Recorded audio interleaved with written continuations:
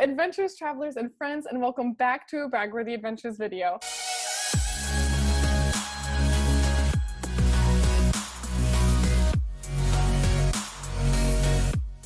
We are talking about Taiwan for the second time. This is part 2. In the first video, Casey from KCG Creates, with her own DIY channel here on YouTube, who lived in Taiwan for 2 years, told us all about Taipei, day trips, things to do, and you can check out that video in the link below and right up here above us. But today she's going to tell us about some of the other places we should go while we're in Taiwan, since I'm planning to be in Taiwan for 10-ish days, 10 to 12 days, and spending at least a week in Taipei. I have some more days where I'd like to see some more of the country. So she's going to tell us a little bit about that. And I'm going to hand it over to you, Casey. So go ahead, tell us, where should we go outside of Taipei when we're in Taiwan? The first thing that you have to decide if you want to go East Coast or West Coast. Okay. So there is one main thing to do on the East Coast. The main thing to do on the East Coast is called Taroko Gorge. They don't say it like that. They say Taroko. So be understanding if they don't understand what you say. That's going to be most of my trip.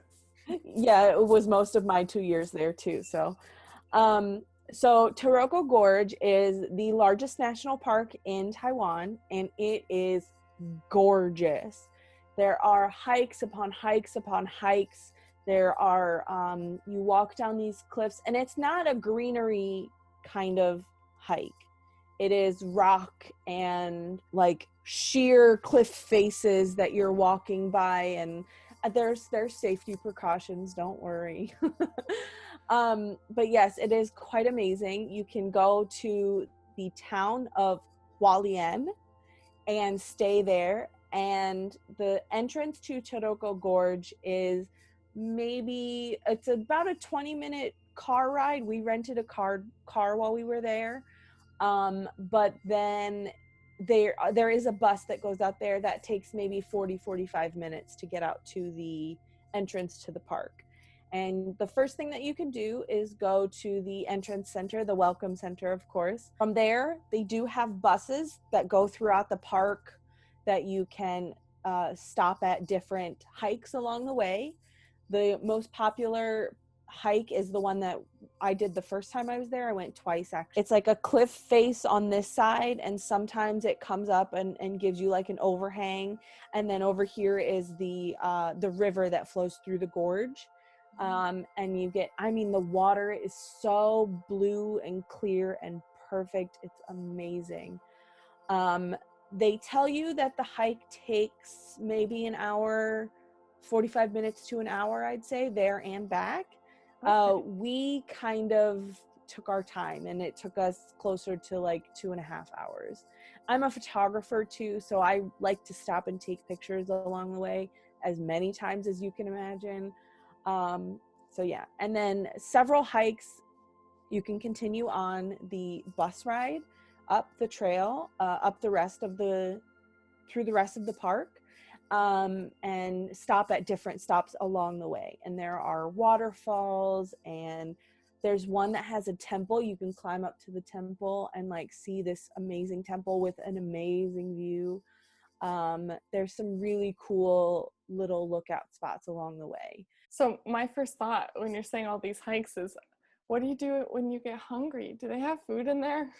Sometimes, yes. Sometimes they do. I would recommend stopping at a 7-Eleven before you get into the park, because there's not one in the park. So just stop and get some snacks and stock up on water. Actually, now that I think about it, there is one 7-Eleven in the park. Okay. Maybe like a third of the way in, maybe a half of the way in. There is a tiny little town there is a 7-Eleven there, and like a little shopping area and things like that. And for our viewers, it might be good to know, from what I've heard, 7-Elevens in Taiwan are not the same as the US. They have way more to offer, way more food, way more things. It's less like a sort of gas station and more like an actual convenience store. Yes, it is completely. It is, you can go in, you can get fresh hot food, good food, not just hot dogs, though they do have hot dogs. You can go, that's where I paid my bills. Like when I got a bill in the mail, you go to the 7-Eleven and you pay your bills. Oh, Yeah. interesting. Yeah. Another thing, speaking of 7-Elevens, anytime you buy anything at a 7-Eleven or anywhere in Taiwan, you're going to get 2 receipts. You're going to get your main receipt, which is itemized and has your total and everything. But then you're going to get another one that is actually a lottery ticket. What? Yes. Even if you don't buy a lottery ticket, you just get one? You just get one. No matter what you buy, you can buy a bottle of water, you'll get a lottery ticket. They only do the drawing every 2 months, and there is a website that you can go on to like check the numbers and everything.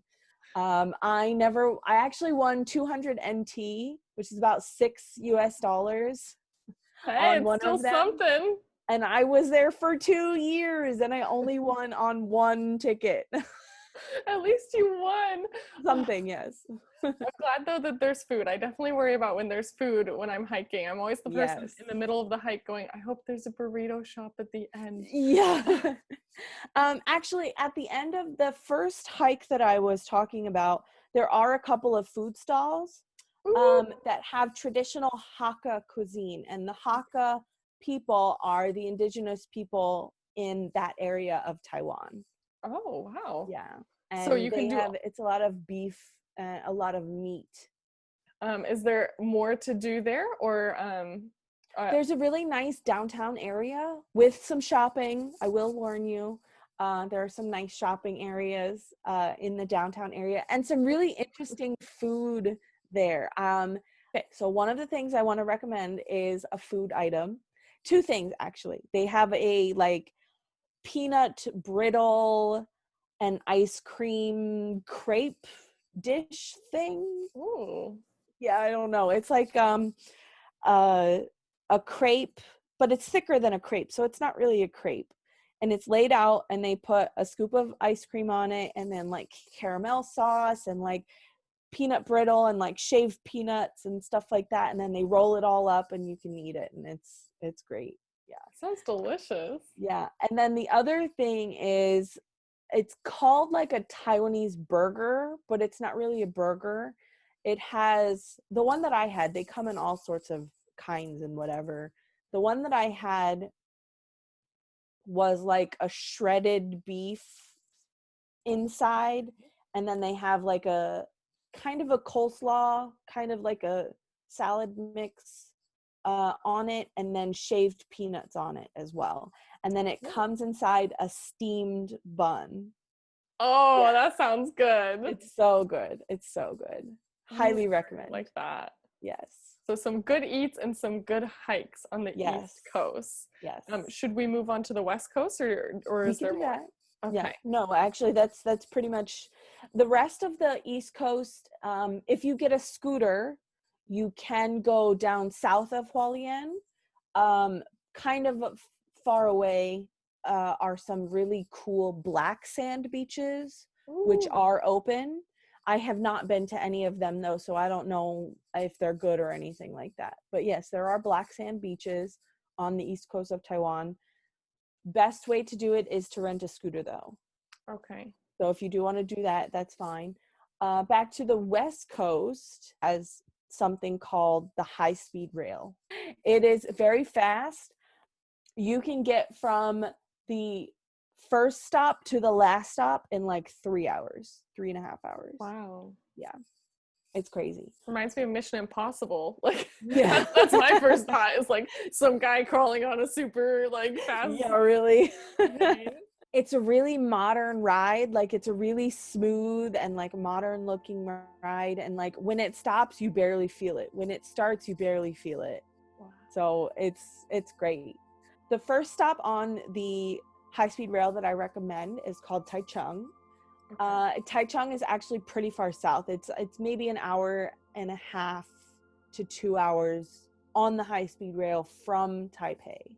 Okay. And in Taichung, I was not able to go there, and it is one of the, and I'm kind of bitter about it. Oh, no. There's a theme park there that has a ride called Gravity Max.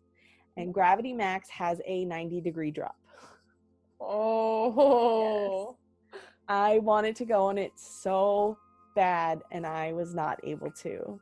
So did you go to the amusement park, but not on that ride? Or? No, I wasn't able to go to the amusement park at all. Yeah, and it's called Li Pao Land, and I'll give you the spelling of it so you can put it on the screen. Okay, that sounds fun. I always like an amusement. I mean, if you don't watch my other videos, I do post a lot of like Disney. Yes. So I do like amusement parks. I do. That find was them one of the very reasons fun. I wanted to tell you about. I heard there was a huge night market in Taichung. Everything says like that is like the big night market. The biggest, yes, and I never went to it. No, that was another. I didn't. It's another kind of a sore spot. So sorry. Sorry. I'll put the name of it above for people who are interested. But I have heard that one is like the biggest. It is quite large, yes. So for Taichung, I think another thing I saw, she put some notes in a Google Doc for me so I could review before this video, but one of the things she listed was this place where a gentleman had painted all over the property. Yes. And it looks amazing in picture. Yeah. It is called the Rainbow Village, and there was an old grandfatherly type man who basically saved this village because he made it into this beautiful painted rainbow village. The city of Taichung was going to come in and tear it down because it was kind of a rundown area, and people were not going there anymore. They didn't live there. The population there was really aging and elderly. So this one man wanted to do like one last ditch effort to save it, and he painted everything from the roofs to the walls to inside the houses, outside the floor. Every single inch of this place is covered in some type of rainbow colored paint. Wow, that must have taken him a while. Amazing. Yes. Yeah. It is quite beautiful. It's kind of a small area too, so it's not that long of a trip. It is very popular too. Expect a lot of people and expect to wait a long time if you want to take a picture with something. Really cool experience. Sounds amazing. I'll definitely go and make sure I give it plenty of time so I can capture what I want. There was another sort of kind of historical, not exactly, but the earthquake museum. Did you go there? What is that like? I did. That was probably the highlight of my trip to Taichung, was the earthquake museum. Yes. Back in, I believe, 1998 or 1999, there was a 7.1 earthquake that hit the island of Taiwan. It was pretty bad damage. It was pretty early in the morning, but there was a local high school that was basically destroyed. So if it had happened during the day while the students were there, it would have been a lot of casualties. Luckily, it was the middle of the night, so nobody was there. Nobody was hurt at the school. And it would have taken a lot of money and a lot of time to bring this school back up to where it could be used as a school. So they decided to turn it into a museum. So you can go. It's the actual school building. It's the actual school building. Yeah. And the destroyed school building. Oh my gosh. Yeah. And they supported everything. They built braces for everything, so it's not going to fall on you or anything like that, I promise. Yes, but the school is, I believe, 2 stories, and in parts the roof are on the floor. Wow. Like the damage to this school was spectacular. There's also, like, besides the school, there are several different buildings where you can go learn about the earthquake itself, learn about everything that happened, learn about the damage around town, around the city, around the island. But you can also learn how earthquakes work and learn how they have innovated architectural designs to accommodate earthquake movement. Okay, so yeah, there is actually something else to do in Taichung. It is the National Taiwan Fine Arts Museum, I believe it's called. It's really just a more modern take on Asian and Taiwanese arts and things like that that they have created. And it's free to go to, so that's always a draw. That's one of the reasons why we went. I was an art major, so I wanted to go, but the person I was with just wanted to go because it was free and air conditioning, of course. That's always a But it plus. was actually, exactly, yes. It was actually one of the cooler experiences that we had. You go in, it's like 3 or 4 stories, and they have pop-up exhibits and everything like that. When I was there as photographer, I was specifically drawn to a photography exhibit that they had. So they have everything fine art, modern fine art as well. Other things you can do in Taichung are a day trip out to, well, not out to, into the middle of Taiwan to an area called Sun Moon Lake. Yes, And I it's saw called, that, and I was looking, and apparently it's like very, very popular. Like, it get is there pretty popular. early because a lot of Yeah. even the Taiwanese people come at the The weekends Taiwanese to like love watch it. it. Yes. You can do a lot in a day there, and it's maybe only an hour and a half outside of Taichung. I went for 3 days, and we did not run out of things to do. Wow, Yeah. just to Sun Moon Lake, you went for Just 3 to days. Sun Moon Lake, we went for 3 days. Wow. It does have an historical basis in the sense that and I don't remember which one of the leaders of Taiwan built a house for her so she could see the lake, and they named it Sun Moon Lake because of what she saw while looking down on the lake, and it looks like a sun and a moon from the top of the lake. There is a bike ride around, I don't think it's around the whole lake because the lake is quite large, but you can at least go quite a ways around the lake on a bike, and that's one of the most popular things to do there. So bring sunscreen and be careful because there are a lot of other bikes that will be around. Are there boat trips as well, I'm guessing? 'Cause Yes. So there is a ferry that goes to specific points around the lake.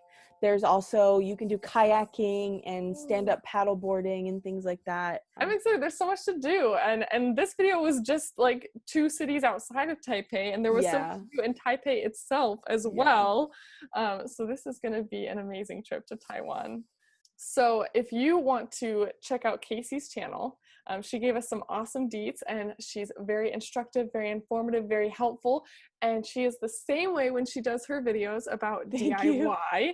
I've been watching all her videos on her room, and that thing behind her is mandala that she painted herself. So go check out her channel. And designed. Oh, and designed. Yeah, and like designed. it's not even like you just painted it, you made it. Yeah. So her channel will be below, and the first video, if you want to know more about Taipei and what we'll be doing there, that'll be below and above as well. And then Casey, go ahead and send me any Instagram that you want me to include, any other sites that you want me to have links for our viewers. And if you like videos like these, travel videos, videos where you help plan out your trip and your adventure, or where you see what it's like to be in a place, I do vlogs, I do informational videos, I do Disney videos. Feel free to feel free to subscribe below. And as always, thanks so much for watching. Bye, travelers. Bye, guys.